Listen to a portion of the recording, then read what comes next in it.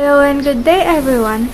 My name is Angel Grace Pombo and let us proceed to Article 14 to 17.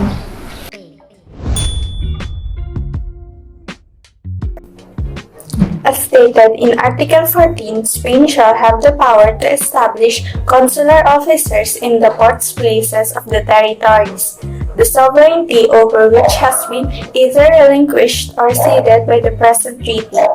In accordance with this article, Spain is permitted to designate consular officials in the ports and other places of the lands that the United States either acquired or renounced as part of the Treaty of Paris.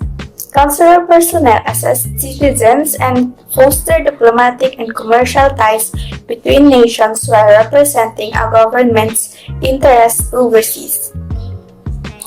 This provision guarantees that Spain will continue to maintain diplomatic ties in regions covered by the treaty's conditions.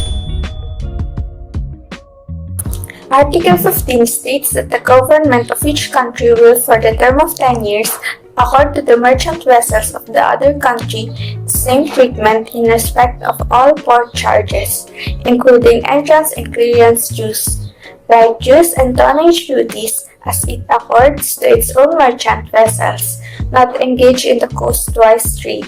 It contains provisions pertaining to how Spanish and American merchant ships are treated when they are in each other's ports. It describes, in particular, a 10-year agreement where both nations agree to treat the merchant vessels of the other nation equally with regard to various port expenses.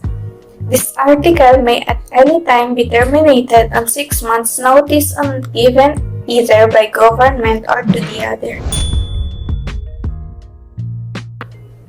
Article 16 declares that it is understood that any obligations assumed in this treaty by the United States with respect to Cuba are limited to the time of its occupancy thereof, but it will, upon the termination of such occupancy, advise any government established in the island to assume the same obligations.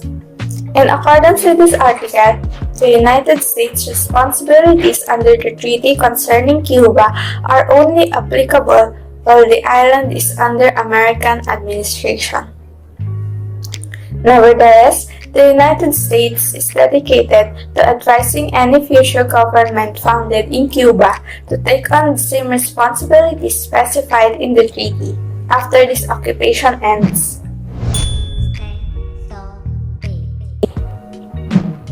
Article 17 of the Treaty of Paris describes the procedure for adhering to the treaty. The present treaty shall be ratified by the President of the United States by and with the advice and consent of the Senate thereof, and by Her Majesty the Queen Regent of Spain.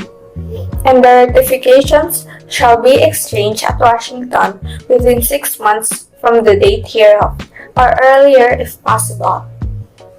It specifies that the treaty's ratifications must be exchanged in Washington within 6 months of the signing date, or sooner if necessary.